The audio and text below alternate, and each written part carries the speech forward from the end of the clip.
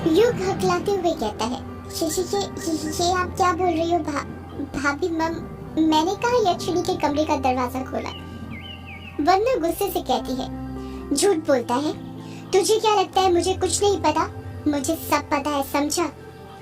युग की तो कुछ समझ ही नहीं आ रहा था कि उसके साथ हो क्या रहा है।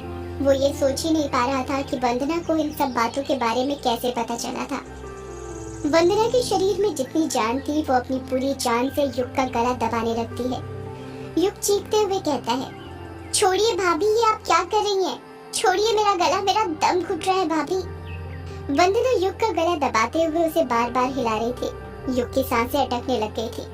उसकी बड़ी बड़ी आंखें लाल हो गई थी और ऐसा लग रहा था कि यदि वंदना ने जल्दी ही युग का गला नहीं छोड़ा तो वो कुछ ही पल बाद अपना दम तोड़ देगा। अब तो युग के गले से आवाज भी नहीं निकल रही थी, बस वो अपने हाथ पैर फड़फड़ाए जा रहा था। युग अपना दम तोड़ता उससे पहले उसकी चीखों की आवाज सुनकर वहां जानकी, अमोदिता और रजनी आ जाती हैं। वहां के हालात देखकर वो तीनों भी भौचक्के के रह जाते हैं। जानकी फुर्ती के साथ युग के पास जाती है और वंदना से उसका गला छुड़ाते हुए कहती है, ये तुम क्या कर रही हो वंदना? युग का गला क्यों दबा रही हो? छोड़ो इसे। वंदना जानकी की बात का कुछ जवाब नहीं देती। उसका पूरा ध्यान अभी भी युग का गला दबाने पर था। जानकी अपने हाथों से युग का गला छुड़ाते हुए कहती है, वंदना मैं कहती हूँ छोड़ो युग का गला, वरना वो मर जाएगा, छोड़ो। वंदना गुस्से में बड़बड़ाती है, नहीं छोड़ूंगी। इसने यक्षिणी का दरवाजा खोल दिया है, मुझे सब पता है। वंदना की बात सुनकर रजनी मन ही मन सोचने लग जाती है, ये पागल क्या बकबक कर रही है। जानकी वंदना को समझाते हुए कहती है, वंदना युग ने बस ग्रेवयार्ड कोठी का दरवाजा खोला है। यक्षिणी जहाँ पर कैद थी वो कमरा नहीं खोला, समझी? वो अभी भी वहीं पर कैद है। वंदना और कसकर युग का गला दबाते हुए कहती है, नहीं, इसने खोला है, ये झूठ बोलता है, मुझे सब पता है, इसने दरवाजा खोला है। जानकी वंदना को बार बार समझाए जा रही थी पर वो कुछ समझने के लिए तैयार नहीं थी। उसका बस एक ही मकसद था, युग का दम तोड़ना। वंदना के हाथों युग को बचाने के लिए रजनी भी उनके पास आ जाती है और युग का गला छुड़ाने लग जाती है। अमोदिता दरवाजे की दहलीज पर ही मंत्रमुग्ध होकर खड़ी थी।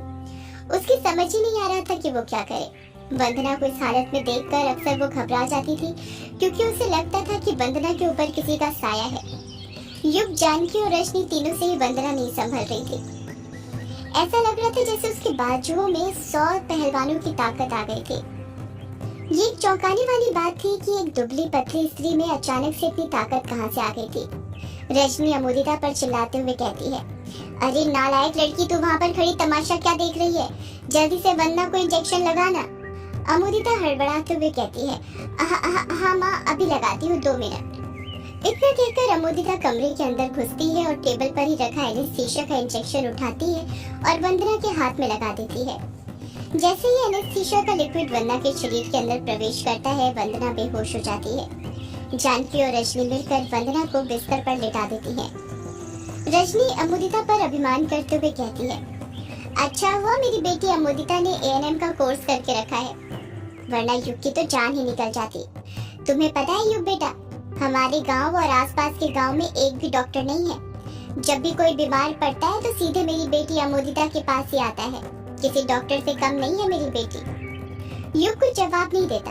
उसके दिमाग में तो अभी भी यही बात घूम रही थी कि वंदना को कैसे पता कि उसने यक्षिणी का कमरा खोला था। कुछ ही देर बाद सभी लोग वंदना के कमरे से बाहर निकल जाते हैं। युग अपनी बड़ी माँ जानकी के कमरे में बैठा हुआ था और उनसे अपने सिर की चंपी करवा रहा था। जानकी युग की चंपी करते हुए कहती है, युग बेटा, तुझे पता है बचपन में अक्सर मैं ही तेरी कंघी किया करती थी।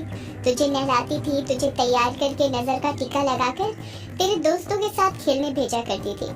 युग कुछ नहीं कहता। उसे देखकर ऐसा लग रहा था जैसे वो किसी ख्याल में खोया हुआ था। जानकी युग को उसके बचपन की और बातें बताते हुए कहती है, बचपन में तू बहुत गोलू मोलू था। ये अमोदिता तो तुझे मोटू मोटू कहकर चढ़ाया करती थी और मैं उसे धमकी देती, खबरदार जो मेरे युग बेटे को मोटू बोला तो। पर बेटा, अब तो ना बहुत दुबला हो गया है। शहर में तुझे ढंग से खाना नहीं मिलता क्या? तू खुद खाना बनाता है या कोई बाई लगवा कर रखी है? युग अभी भी जानकी के सवालों का कुछ जवाब नहीं दे रहा था। उसको देखकर ऐसा लग रहा था कि वो अभी भी उसके और वंदना के बीच हुए हादसे से उभर नहीं पाया था। जानकी चंपी करना रोक देती है और धीरे से युग से पूछती है, क्या सोच रहे हो युग बेटा? युग अपना सिर ना में हिलाते हुए कहता है, कुछ नहीं बड़ी माँ। बड़ी माँ भी कहते हो और बड़ी माँ से झूठ भी बोलते हो। तुम्हें क्या लगता है तुम नहीं बताओगे तो मुझे पता नहीं चलेगा? तुम यही सोच रहे हो ना कि तुम्हारी वंदना भाभी की हालत ऐसी कैसे हुई? हाँ बड़ी माँ, मैं यही सोच रहा हूँ। ये वो वंदना भाभी नहीं है जिनके साथ बचपन में मैं खेला करता था। वो भाभी हमेशा हंसती खेलती रहती थी, और ये भाभी, ये तेरी वो वंदना भाभी हो भी कैसे सकती है बेटा? वो वंदना तो तभी मर गई थी जब उसका पति और मेरा बेटा विराट मरा था। इतना कहते ही जानकी की आंखों में आंसू आ जाते हैं। युग जानकी के आंसू पोंछते हुए कहता है, आप रोइए मत बड़ी माँ। कैसे न रो बेटा? जिस माँ ने अपना जवान बेटा खो दिया हो वो माँ भला रोएगी नहीं तो क्या करेगी? युग कुछ नहीं कहता, वो जानकी के दर्द को महसूस करने की कोशिश कर रहा था। जानकी रोते हुए कहती है, तुम्हें पता है युग बेटा, उस यक्षिणी ने ही तुम्हारे भाई को मारा था। एक बूंद तक खून की उसके शरीर में नहीं छोड़ी थी। पूरा शरीर सफेद पड़ गया था। पर बड़ी माँ, यक्षिणी ने ऐसा क्यों किया था? उन्होंने भैया को क्यों मारा था? उस यक्षिणी को किसी को मारने के लिए वजह की जरूरत थोड़ी पड़ती है बेटा। वो तो बस जो भी मर्द अमावस्या और पूर्णिमा की रात बिश्नोई नदी पार करता था उसके साथ संभोग करके उसे मार देती है। उसे एक अभिशाप मिला था। कैसा अभिशाप बड़ी माँ? वही तो नहीं पता बेटा, पर सुना है वो दूसरे लोक से आई थी और एक अभिशाप मिलने के कारण ये सब कर रही थी। युग मन ही मन सोचने लग जाता है, आखिर ये अभिशाप है क्या जिसके बारे में सब बात तो करते हैं पर किसी को पता नहीं है। जानकी एक लंबी सांस लेते हुए कहती है, तुम्हारे बड़े भाई विराट की मौत के बाद एक दिन तुम्हारी भाभी हम लोगों को बिना बताए उस ग्रेवयार्ड कोठी में गई थी। जब वो वहां से लौटी तब से ही उसकी ऐसी हालत है। कई डॉक्टरों को दिखाया पर कुछ फायदा नहीं हुआ। यहाँ तक कि झाड़ फूंक भी करवाई पर किसी काम नहीं आया। बाबाओं का तो कहना था कि यक्षिणी ने इसके ऊपर काला जादू कर दिया है जिसकी वजह से ये ऐसी हो गई है। जानकी की बात सुनकर युग की आंखों में भी आंसू आ गए थे। जानकी अपनी बात को आगे जारी रखते हुए कहती है, ये बात ज्यादा ना फैले और तुम्हारे बड़े पापा की बदनामी ना हो, इसीलिए हम ही लोगों ने वंदना को कमरे में बंद करके रखा है। ना ही उसे किसी से मिलने देते हैं, ना वो किसी से मिलती है। एक जिंदा लाश की तरह बन गई है बस बेचारी। कभी कभी तो मुझे भी उसकी हालत पर रोना आता है, पर मैं क्या करूं, मैं खुद मजबूर हूँ। जानकी अपने आसपास देखते हुए कहती है, तुम्हें पता है बेटा, जब वंदना उस ग्रेवयार्ड कोठी से वापस आई थी तब से लेकर आज तक बस वो एक ही रट लगाए हुए है। तूने दरवाजा क्यों खोला मुझे सब पता है। पता नहीं उस ग्रेवयार्ड कोठी में क्या हुआ था उसके साथ। उसने ग्रेवयार्ड कोठी में कहाँ का दरवाजा खोला और उसे क्या पता चल गया था, ये बात सिर्फ वंदना और तेरे पापा को ही पता थी। युग हैरानी के साथ कहता है, क्या कहा? मेरे पापा को? हाँ बेटा, उस वक्त तेरे पापा ग्रेवयार्ड कोठी में ही रहा करते थे, पर तेरे पापा की मौत के बाद वो राज भी दब गया। आपने कभी पापा से पूछा नहीं कि जब वंदना भाभी ग्रेवयार्ड कोठी गई थी तो उनके साथ क्या हुआ था? कैसे पूछते बेटा, तुझे तो पता ही है तेरे बड़े पापा ने तेरे पापा से सारे रिश्ते जो तोड़ दिए थे। कहा था कि यदि दरवाजे की दहलीज भी पार की तो कभी वापस कदम मत रखना। जानकी की सारी बातें सुनकर युग शांत हो गया था। उसके कुछ समझ नहीं आ रहा था कि वो क्या बोले, इन सब बातों पर विश्वास करे या नहीं। पर अभी तक उसने जो भी देखा था उसका जी बार बार इन सब बातों पर यकीन करने की गवाही दे रहा था। युग कुछ सोचते हुए कहता है, अच्छा तभी वंदना भाभी मुझसे कह रही थी कि तूने दरवाजा क्यों खोला, मुझे सब पता है, क्योंकि जब से वो ग्रेवयार्ड कोठी से लौटी है यही बड़बड़ाई जा रही है। जानकी हैरानी के साथ कहती है, हाँ पर युग बेटा तू ऐसा क्यों बोल रहा है? कहीं तूने सच में तो यक्षिणी का कमरा नहीं खोला ना? जानकी का सवाल सुनकर युग के पसीने छूटने लग जाते हैं। वो मन ही मन सोचने लग जाता है कि बड़ी माँ को सच बताऊं या नहीं बताऊं। जानकी उस पर दबाव बनाते हुए कहती है, बताओ युग बेटा, तुमने वो दरवाजा तो नहीं खोला ना? युग जानकी के सवाल का जवाब देने के लिए अपना मुंह खोलने लग जाता है। वो कुछ बोलने ही वाला था कि तभी वहाँ पर रजनी और अमोदिता आ जाती है। रजनी कमरे के अंदर घुसते हुए कहती है, अच्छा तो युग तुम चंपी करवा रहे हो? तुम्हें पता है हमारी अमोदिता बहुत अच्छी चंपी करती है।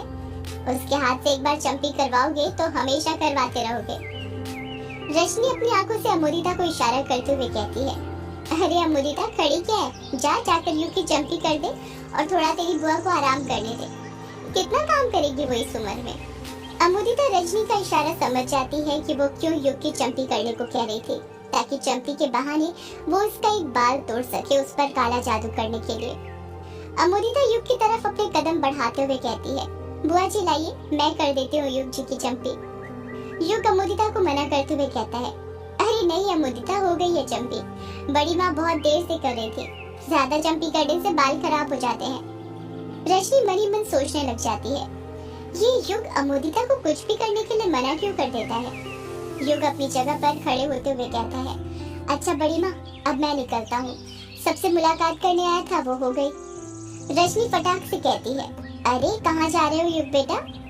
ग्रेवयार्ड कोठी मामी जी, आखिर वही तो मेरा घर है ना, हमारे तो सारे रिश्ते नाते बहुत पहले ही खत्म हो चुके हैं ना। ये बात सुनकर रजनी चुप हो जाती है। जानकी युग को समझाते हुए कहती है, युग बेटा, तुम अभी भी पुरानी बातों को लेकर बैठे हुए हो, लगता है तुम अभी भी हमसे नाराज हो। जानकी अपनी बात पूरी करती उससे पहले ही युग उनके हाथ पकड़ते हुए कहता है, ये आप क्या कह रही हैं बड़ी माँ, आप बड़ी हैं मुझसे। जानकी कहती है, अगर मैं तुमसे बड़ी हूँ तो क्या तुम बड़ों का कहना नहीं मानोगे। आज रात यहीं पर रुक जाओ ना, देखो कितने सालों बाद आए हो तुम, तुम्हारे आने से इस हवेली की रौनक फिर से लौट आई है। रजनी भी युग को रोकना चाहती थी ताकि उस पर काला जादू कर सके, वो भी जानकी का साथ देते हुए कहती है, हाँ युग बेटा रुक जाओ ना, भाभी कितने प्यार से कह रही है। जानकी और रजनी के दबाव देने पर युग उनकी बात मान जाता है और कहता है, ठीक है बड़ी माँ, मामी, आप दोनों कहती हैं तो मैं सिर्फ आप दोनों की खुशी के लिए रुक जाता हूँ। रजनी खुश होते हुए कहती है, मुझे पूरा यकीन था बेटा तुम हमारी बात कभी नहीं टालोगे, तो फिर अब बताओ आज रात क्या खाओगे तुम। तुम्हारी मनपसंद सब्जी बनाएगी मेरी अमोदिता। अमोदिता खाना भी बहुत बढ़िया बनाती है। वैसे मेरी अमोदिता सभी काम में माहिर है, बस अपने चेहरे के रंग से पीछे छूट जाती है। युग रजनी को टोकते हुए कहता है, मामी आप ऐसा क्यों बोलती हैं? इंसान के रंग से थोड़ी कुछ होता है, इंसान की पहचान उसके रंग से नहीं उसके कर्म से होती है मामी जी। युग की बात सुनकर रजनी खुश हो जाती है, वो मन ही मन सोचने लग जाती है, लगता है युग को अमोदिता पसंद आ गई, तभी तो वो उसकी तारीफ कर रहा है। अमोदिता युग से कहती है, बताइए ना युग जी, आप क्या खाएंगे? कुछ भी बना लो अमोदिता, जो तुम्हें ठीक लगे, शहर में अकेले रहकर सब कुछ खाने की आदत हो गई है। ठीक है युग जी। इतना कहकर अमोदिता वहाँ से चली जाती है। रात हो चुकी थी, सभी लोग डाइनिंग टेबल पर खाना खाने बैठे हुए थे। अमोदिता और बल्लू काका दोनों मिलकर खाना सर्व कर रहे थे। सुबह से लेकर रात तक अमोदिता युग का बाल तोड़ने की कोशिश कर चुकी थी, पर वो सारी ही कोशिशें नाकाम हो चुकी थी। रजनी अमोदिता से कहती है, अरे अमोदिता युग को और चावल दो ना।